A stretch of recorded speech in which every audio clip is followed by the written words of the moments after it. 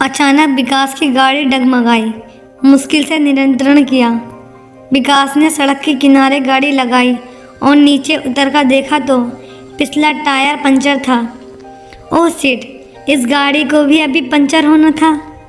और वो राम का बच्चा भी तो अभी अपने घर गया है। 2 दिन बाद नहीं जा सकता था क्या? विकास ड्राइवर को कोसते हुए भुनभुना रहा था। विकास का ड्राइवर राम सिंह 3 दिन की छुट्टी लेकर अपने गांव गया था। 21 वर्षीय विकास सुबह अपनी फैक्ट्री जा रहा था। विकास के बच्चे के खिलौने बनाने की फैक्ट्री थी। पिताजी का स्वर्गवास हो जाने के कारण अपनी MBA की पढ़ाई अधूरी छोड़कर काम संभालना पड़ा था। घर में माँ के अलावा वह स्वयं था।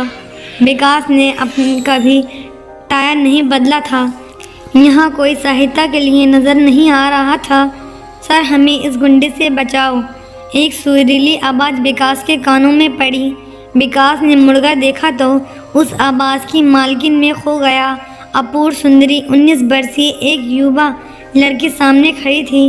घुंघरैले बाल, हिरनी जैसी आंखें, ऐसा लगता था हर किसी को सम्मोहित कर रही हो। बहुत ही सुंदर लड़की ने उसको सहायता मांगी। विकास को कौन परेशान कर रहा है?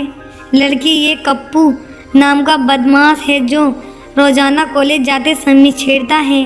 विकास ने देखा कि एक बदमाश टाइप का लड़का अपने साथ 2 लड़कों को लेकर उधर ही आ रहा था। कप्पू, ए रे छम्मक छल्लो, चल हमारे साथ। विकास ने लोहे की रोड उठाई और बोला, चुपचाप यहाँ से फूट ले।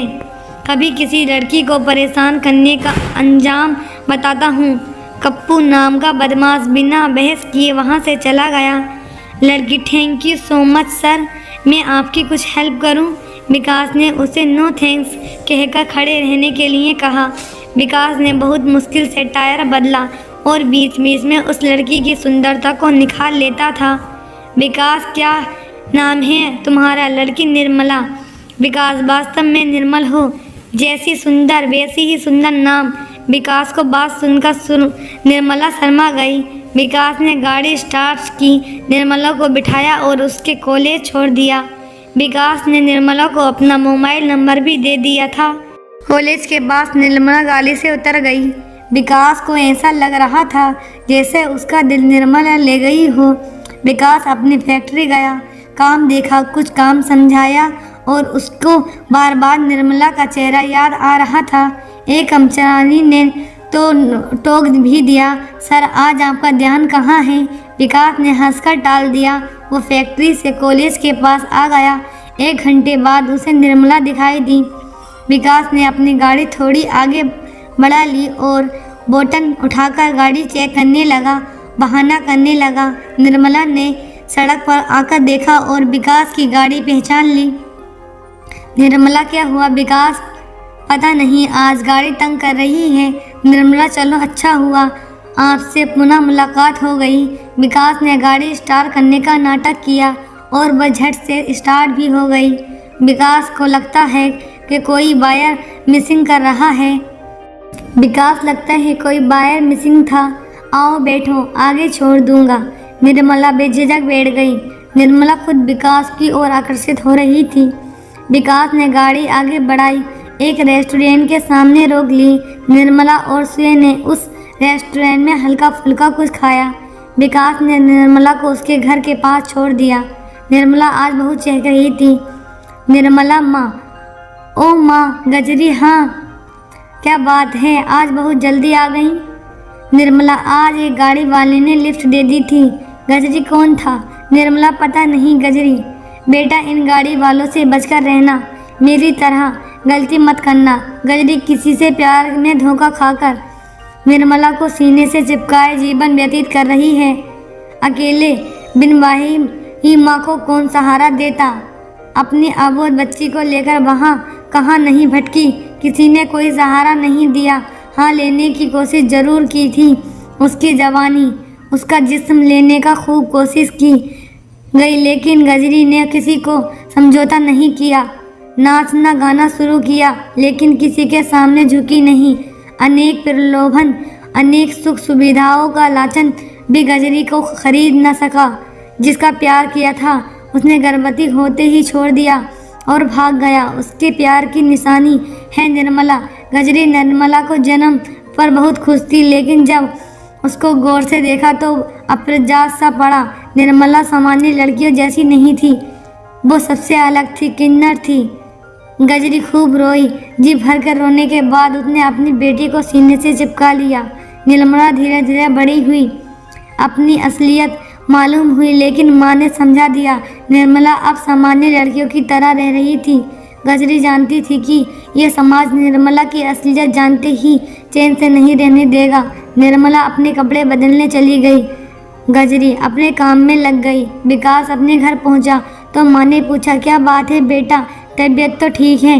विकास, हाँ माँ, मैं बिल्कुल ठीक हूँ। आज गाड़ी के कारण परेशान हो गया, इसलिए थकान हो रही है। विकास अपने कमरे में चला गया। उसे बार बार निर्मला का चेहरा नजर आ रहा था। युवा दिलों का आकर्षण दोनों को ही परेशान कर रहा था। विकास को चैन नहीं पड़ा तो वह घूमकर आने की बात कहकर घर से निकल गया। पैदल ही निर्मला के घर की तरफ चल दिया। पैदल आज कई दिनों बाद चला होगा विकास। घूमते घूमते वह निर्मला के घर के पास पहुंच गया। अरे विकास सर, आप? एक आवाज़ ने उससे चौंकाया। आवाज़ की तरफ देखा तो उसका एक मजदूर वहीं रहता था और कई दिनों से काम पर नहीं आ रहा था। विकास, हाँ, मैं तुमसे ही मिलने आया था। किसी ने पता लिया था? किसी से पता लिया, पूछते पूछते यहाँ आ गया। घर सब ठीक है तो? है जी सर, सब ठीक है। अब तो माँ की तबीयत खराब थी, इसलिए काम पर नहीं आ सका। वो मजदूर आग्रह करके अपने घर ले गया। विकास को उसी से निर्मला के बारे में सब कुछ पता चल गया। विकास ने घुमा फिराकर अपनी पड़ोसियों के बारे में पूछ लिया और निर्मला तथा उसकी माँ के बारे में भी जान गया। विकास अपने घर गया, निर्मला के ख्यालों में खो गया। दूसरे दिन सुबह कॉलेज के समय उसी सड़क पर निर्मला के राह देखने लगा। निर्मला उसे अकेले ही आती दिखाई दी। दोनों ने हाय हेलो के बाद बात करना शुरू कर दिया। बातों बातों में समय में ध्यान ही नहीं रहा और कॉलेज का समय भी निकल गया। कॉलेज में देरी से जाने के कारण दोनों घूमने निकल गए।